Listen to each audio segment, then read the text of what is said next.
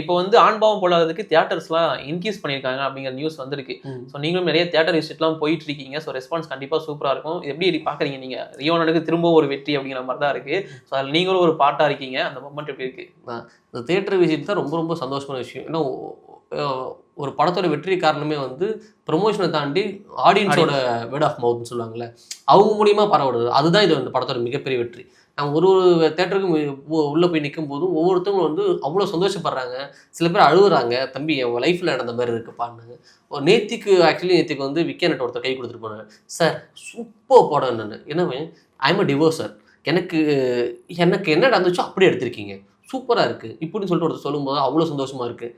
இன்னொரு ரியோன் பார்த்துட்டு வந்து நீங்கள் வந்து அவங்க ஒரு பொண்ணு சொல்கிறாங்க, இதை பார்த்துட்டு நாங்கள் ரியலைஸ் பண்ணுவோம், இதுக்கப்புறம் சடப்பட மாட்டோம் இப்படின்ட்டு தேட்டரில் இப்போ ஆண் பாவம் பொல்லாதுன்னு சொல்லிட்டு பெண்களுக்கு பிடிக்காதுன்ற அர்த்தம் இல்லை. ஆமாம், இது அப்படிதான் ஒரு மாதிரி ட்ரேட் பண்ண ஆரம்பிச்சாங்க. ஆண்களுக்கு மட்டும்தான் இந்த படம் அப்படிங்கிற, ஆனால் பெண்களும் நல்லா ரசிக்க ஆரம்பிச்சாங்க. அந்த படம் வந்துட்ட பிறகு அது 2 பேருக்குமே ஈக்குவலான படம் தான் தரும். அதுதான் பேசியிருக்கோம். இந்த படத்தில் போலி பெண்ணியத்தை பற்றி தான் பேசுமே தவிர பெண்ணியத்தை பற்றி தப்பாக பேசலை.